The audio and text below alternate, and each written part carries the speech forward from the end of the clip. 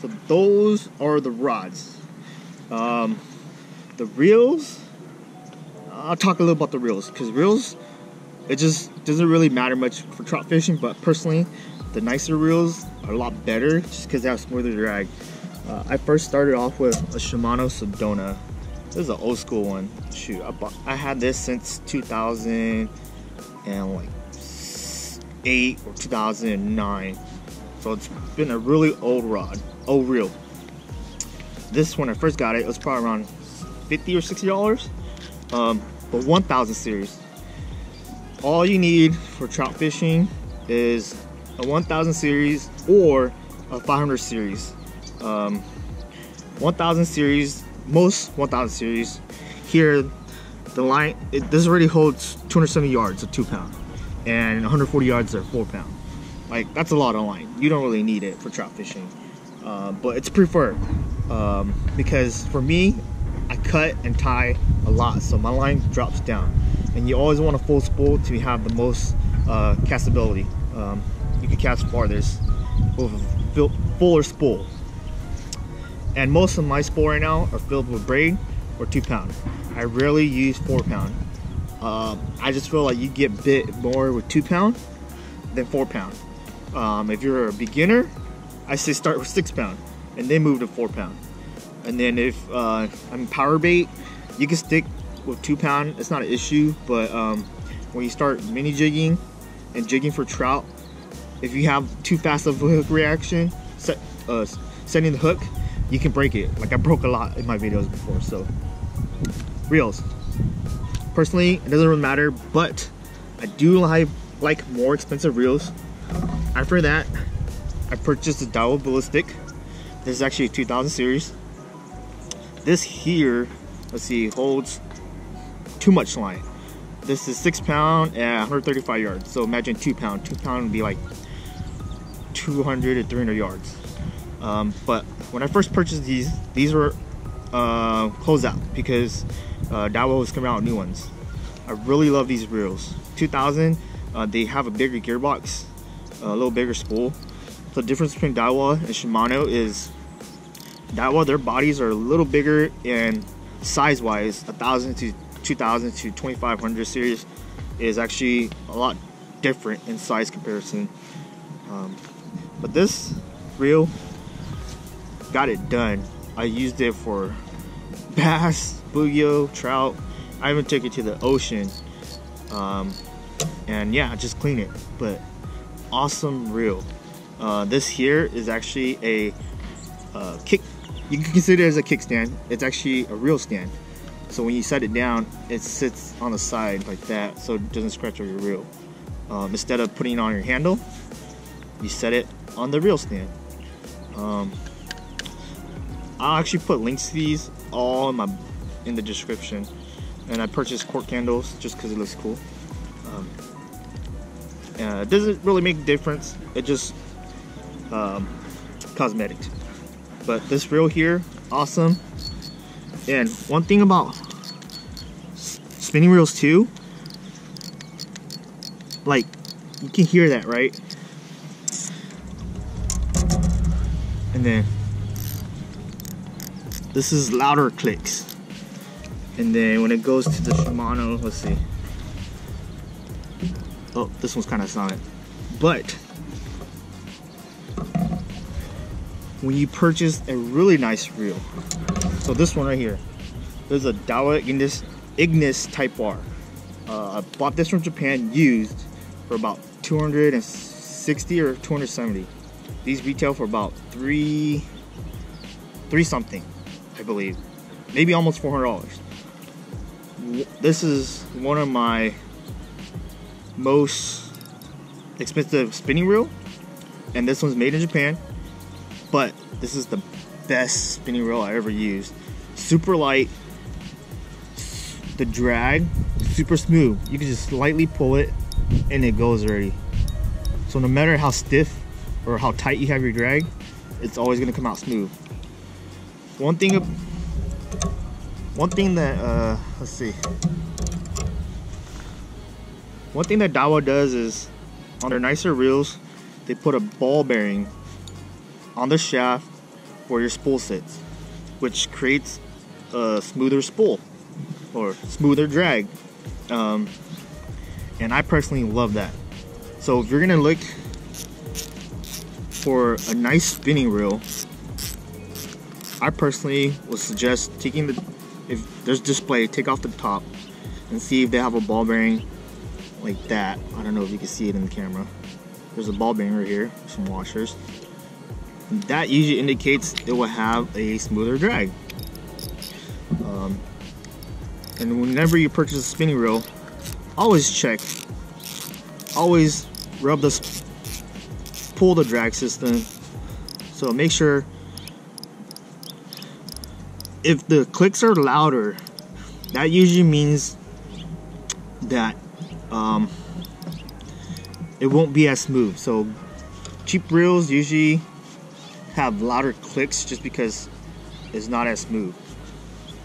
But you'll notice it when you have a cheap reel to a nicer spinning reel, what the differences in the drag is. But this here is a 2000 series, 2004 series. So in Japan, they make actually shallow spools for finesse fishing and trout fishing. And this here is a shallow spool, 2000 size body with a shallow spool, which is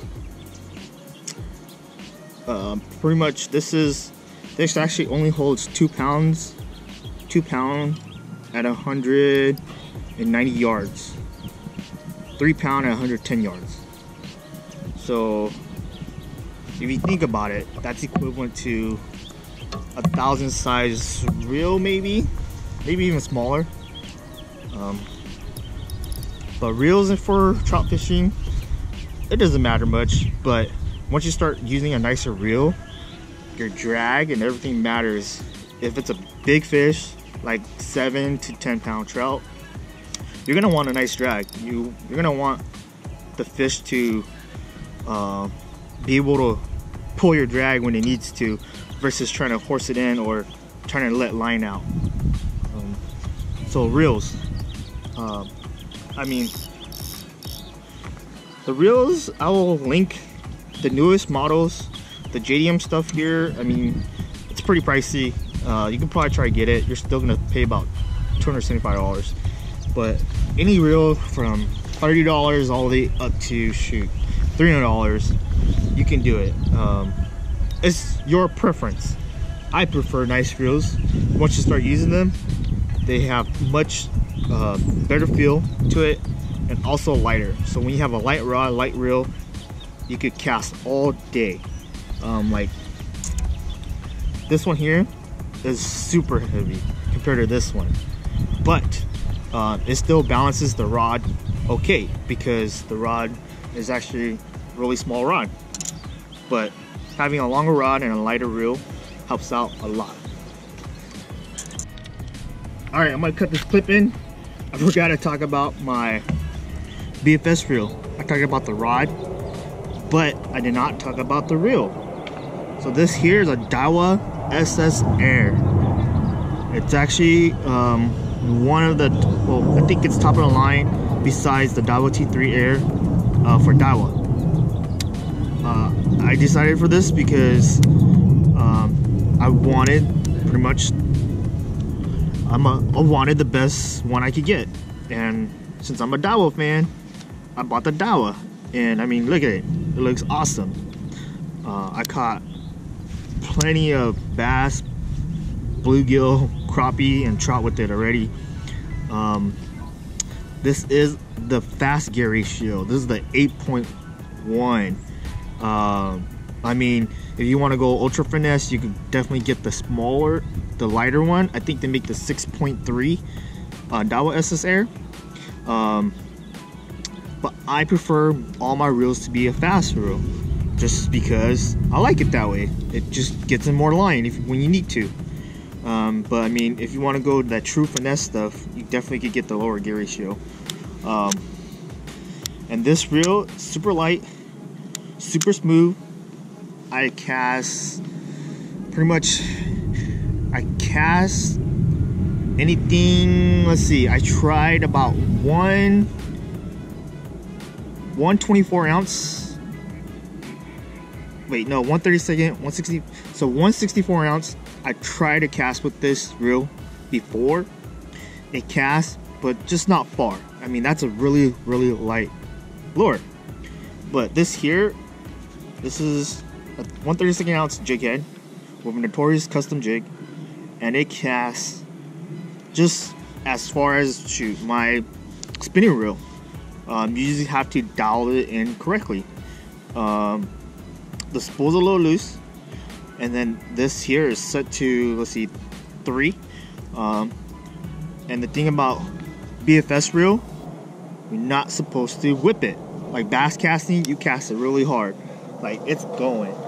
But for BFS, you just want it to roll off. Just do pretty much a smooth cast and let the bait roll off. The spool overturns itself because it's so light. This spool is so light. So what happens is the rotation of the spool goes faster than it'll need to if you try to cast too hard, and then you get a bird's nest. But one smooth cast will help that line roll off a lot easier. This reel is spooled with 5-pound braid. I like braid because I can switch to different pound leaders. If I'm fishing trout, I can have it at 2 or 4 pound. When I start going fish bass, I can have it at 6 pound or 8 pound. That's one good thing about braid. The downside about braid is if it gets tangled, it's tangled. You're gonna have to cut that sucker up. But once you start getting used to casting these BFS, there's no problem. You won't get tangled. Braid. All my reels pretty much have braid now. Purpose of braid, you can use different kind of leaders. So I'm a big braid fan when it comes to spinning reels. For all my fishing, bass, trout, bluegill, like whatever, even the ocean. And it's more sensitive, straight hookup, there's no give. And especially when you're fishing ultralight stuff, you actually have a better hookup ratio. Just like in my last video, set that hook and the fish was on. If not, if you set too hard, you can break it like my other videos. But Daiwa SS Air, awesome reel, love it. This is actually one of the most expensive Daiwa reels I have. A lot of my other reels, I mean, they're about $100 to $200 for bass fishing. And then my spinning reel, of course, is my spinning reel's up to this price, but awesome. So other brands, you can try out Shimano. They have the Shimano Scorpion BFS, Shimano Aldebaran BFS. They even have the Conquest BFS. I mean, you can buy cheaper reels that I've been seeing. Sonora, I don't know how to say it, but that one's, shoot, $50. But I personally like brand name stuff. You can't go wrong with brand name stuff. Yes, the other ones are, you could use them. They're great. I mean, they're probably just as good, but component wise, this is the best you're gonna get for component wise. So this clip is gonna be added in to the video, and then yeah, go on to the end. All right. But yeah, these are all the rods, all my reels, and yeah, that's pretty much it. So hit that subscribe button, hit that like button, share the video, let everybody know about my channel, and hopefully when I get to maybe, let's see, 1,500 or 2,000 subscribers, I'll probably do another giveaway just because I love you guys. But trout fishing, there you go. Peace out. Simply Dope is out.